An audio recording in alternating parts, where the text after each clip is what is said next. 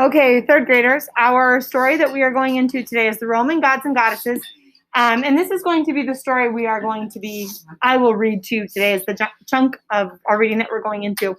We're going to quickly go through our words and what we know about them. With our read aloud, usually we have the pictures. They were just switched this time between read aloud or in your book reading, which one I put the pictures. But so our first word is the word boisterous. What's our word? Boisterous.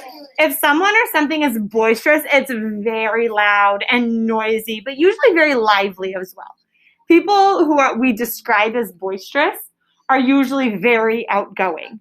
They're bubbly, they're lively, but they're loud with it. Very boisterous. What's our word again? Boisterous. Our next word is the word bountiful. What's our word? Bountiful. Bountiful. Very good. If something is bountiful, it means you have a lot of it. You have plenty of it. So bountiful, it just means you have a lot of it. Simple as that. Not much more we need to go over with that one. Our next word is the word elaborate. What's our word? Elaborate. How many of you have heard the word elaborate before? Good. A large chunk of you have heard elaborate. Elaborate just means things are going to be highly detailed. There's a lot of detail to it. Usually when things are going to be elaborate, they're also very sophisticated. So it's not just like a lot of glitter thrown on something. If something is going to be elaborate, it's usually higher end. It's got a lot of class to it, but it's very detailed. Our next word is inhabitant. What's our word? Inhabitant. Inhabitant is going to be a person or an animal who lives in a specific place or a habitat. So the inhabitant of my home is me, right? I live there. That is going to be my home, my habitat. So I am the inhabitant. Our next word is ritual. What's our word? Ritual. A ritual is going to be an important ceremony, and different cultures have different rituals. It's just going to be whatever is part of your traditions or what you do, those become your rituals. So how many of you for birthdays, you put candles on a cake? That's a ritual that surrounds our celebrations of birthdays. That's most of us, right? So it's a ritual that kind of celebrates or surrounds those celebrations or traditions. What's our word? Ritual. And our next word is worship. And we just saw worship a little bit when we were going through our other reading. It's also one of our spelling words this week because that has that OR in it. If you worship something, you're just showing respect and you're showing love towards a god or a person. So, or something, right? So it's a lot of respect, a lot of love towards that. So we saw in our reading earlier that ancient Romans worshiped different gods, many gods, right? And you got to read all about some of the different gods that they decided to worship. These are our vocabulary words for today. Let's go ahead and talk a little bit about our reading from last time. So what can you guys tell me about what we read on Friday? Zoe. We will read about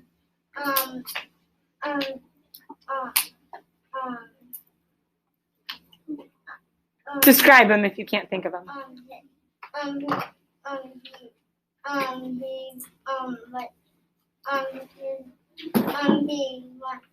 The king wanted to drown the baby boy in water. Perfect. We read about that king, right? That evil king, and he wanted to take those baby boys and he wanted to drown them in water. So tell me a little bit about who they were, what we know about them. Thank you. Great start to that, Zoe. Ray, what do we know? They were Romulus and Remus. You guys remember those from the other day? Yeah. And Zoe gave us this great start of what happened to Romulus and Remus, right? Grayson, tell us a little bit more about it. Yep, Romulus killed Remus. Very good. And we can remember that because Romulus named the country of Rome after himself. And Romulus starts with that Rome in it. Very good. Remember that that it was called the legend of Romulus and Remus, right? And we talked a little bit on Friday of what it means to be a legend. But that was kind of tricky for some of us, wasn't it? We are going to review what legends are or what makes a story a legend. Aiden, put it away. You can still see it, but put it away. We're going to go over what makes something a legend in a little bit. And then we are actually going to talk about what today's story is, because today's is not a legend. Today is a myth. How many of you have ever heard of a myth before? Perfect. A myth is going to be another type of story that we're going to go over as well. Today, we're going to learn about myths and learn about legends. So we're going to jump into the next piece. We have a legend. Legends, what we have in white up here, is what we read the other day. A legend is going to be real people, real events, or real people and real events in history, right? So we read, or at least the place is real. We read about the beginning of Rome. We know that in a legend, the story is exaggerated, which means what you read probably didn't happen exactly how you're reading it. They exaggerate them. They make them over the top. Also in a legend, parts cannot always be proven to be true. Okay? So do we know that everything we read in Romulus and Remus is true? No. No, we can't confirm that the she-wolf came and adopted them. The wolf didn't tell us that, and Romulus and Remus were babies. We don't know if that's true. We don't know if these two actually fought to the death. Right? We don't know what is true and what is not. Parts of it cannot be proven to be true. Plus, we know that it's exaggerated. That's what legends do. They take a story and they blow it up to make it crazy. Today, we're going to read a myth, which is on the teal side. A myth is going to be stories that are associated with beliefs of a group of people. The group of people we're looking at are the Romans. So we're going to read a myth today, which is a story that's associated with their beliefs. Today, we learned about their beliefs in the different gods that they believe in, right? A myth is also going to explain why people act a certain way or how things came to be or how things happen in nature. And we kind of talked about that with our legend a little bit too, right? About how in Romulus and Remus, we could learn how Rome came to be, right? So today, our myth, some myths, though, they're not going to really explain like how Rome came to be. It'll be more exaggerated than that. Questions? Aiden. I did know something on the screen. Explain it.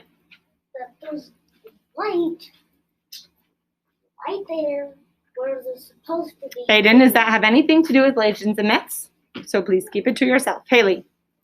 This isn't really a question, Mm-hmm. but also we don't know if legend is true, like Romulus and Remus, because nobody was actually there to see what actually happened. That's very true. No one was there to see it, right? They don't have the accounts of other people who might have been there. Great. Yes. Can a myth also be like something fake? Yep. So usually those are going to be those myths. They're going to be those made up stories, but it's associated with their belief. It's going to go along with those. Cooper. I do have a book. It's a Star Wars book, and it's also Okay. And then it's a little bit different there too. So in the legend of Romulus and Remus, we heard about two Roman gods, right? We heard about Mars, who was the god of war. And we heard about Tiberinus, who was the god of the Tiber River. You guys remember hearing a little bit about them?